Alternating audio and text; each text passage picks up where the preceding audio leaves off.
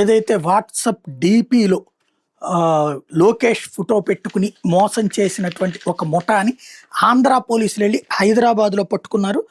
మంత్రి లోకేష్ చిత్రాన్ని వాట్సాప్ డీపీగా పెట్టుకుని తెలుగుదేశం పార్టీ ఎన్ఆర్ఐ కన్వీనర్ పేరుతో పలువురు మోసగించిన ముఠాలోని ఇద్దరు నిందితుల్ని సిఐడి అధికారులు బుధవారం హైదరాబాద్లో కొండాపూర్లో బుధవారం అరెస్ట్ చేశారు. ఈ కేసులో ప్రధాన నిందితుడైన శ్రీ సత్యసాయి జిల్లా రామవారిపల్లికి చెందిన కొండూరి రాజేష్ని జనవరి 5న అరెస్ట్ చేశారు. అతడి మోసాలకు సహకరించిన గచ్చిబౌలిలో నివసించే గుంటూరుకు చెందిన గుత్తికొండ సాయి శ్రీనాథ్ A2, పటాన్చేరు నివాసి చిత్తడి తల సుమంత్ A3 బుధవారం అవతిలో తీసుకున్నారు. ఈ ముఠా మీద ఏపీ తెలంగాణలో కలిపి 9 కేసులు ఉన్నాయి. వీటిలో 54 లక్షలు కొలగొట్టారు. కొండూరు రాజేష్, గుత్తికొండ సాయి శ్రీనాథ్, చిత్తడి తల సుమంత్ కలిసి సామాజిక మాధ్యమం ఎక్స్లో help at Nara Lokesh, help at Pawan Kalyan, help at NCBN వంటి హ్యాష్ ట్యాగులతో పోస్టులు పెట్టి వైద్య చికిత్సల కోసం ఆర్థిక సాయం అవసరమైన వ్యక్తుల వివరాలు సేకరించేవాళ్ళు. యుఎస్ మొబైల్ నెంబర్ లాగానే కనిపించే నెంబర్తో వాట్సాప్లో వాళ్ళని సంప్రదించేవాళ్ళు. వీళ్ళలో కొండూరు రాజేష్ తెలుగుదేశం పార్టీ ఎన్ఆర్ఐ కన్వీనర్గా తనను తాను పరిచయం చేసుకునేవాడు. వైద్య చికిత్సల కోసం ఆర్థిక సాయం చేస్తానని నమ్మించేవాడు. తన వాట్సాప్ ఖాతాకు డీపీగా మంత్రి లోకేష్ ఫోటో పెట్టుకునేవాడు.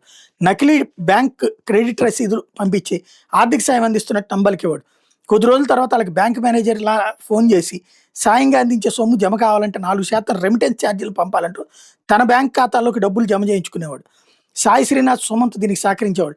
వీళ్ళ మోసాల మీద ఇండియన్ సైబర్ క్రైమ్ కోఆర్డినేషన్ సెంటర్కి సంబంధించిన 1930 టోల్ ఫ్రీ నెంబర్కి 16 ఫిర్యాదులు అందినాయి. దాంతో ఇప్పుడు వాడు అరెస్ట్ అయ్యాడు. ప్రధానమంత్రి కొండూరు రాజేష్ నేరానికి పాల్పడిన తర్వాత తొలుత గోవాకి, అక్కడి నుంచి అండమాన్కి, ఆ పైన ఉత్తరప్రదేశ్ మీదుగా నేపాల్కి పారిపోయాడు. కొన్నాళ్ళు అక్కడి నుంచే సైబర్ నేరాలకు పాల్పడ్డాడు. తర్వాత పశ్చిమ బెంగాల్లో ఉన్నట్టు గుర్తించిన పోలీసులు అక్కడ 15 రోజులు రెక్కి నిర్వహించి జనవరిలో అరెస్ట్ చేశారు. రాజేష్ అరెస్ట్ కావడంతో సాయి శ్రీనాథ్, సుమంతులు వాళ్ళ ఫోన్లు, సిమ్ కార్డులు మార్చేసి పరారైపోయారు. 10 నెలలుగా వాళ్ళ కదలికల మీద నిఘా పెట్టిన సిఐడి అధికారులు బుధవారం వాళ్ళని అరెస్ట్ చేశారు. ఏపీలోని సిఐడి పోలీస్ స్టేషన్, గుంటూరులోని పట్టాపురం, తిరుపతిలోని అలిపిరితో పాటు ఆత్రేయపురం, ఉయ్యూరు, అల్లూరు సీతారామరాజు జిల్లాలోని పోలీస్ స్టేషన్, తెలంగాణలో రాచకొండ కమిషనరేట్ పరిధిలోని పలు పోలీస్ స్టేషన్లు వీళ్ళ మీద కేసులు ఉన్నాయి.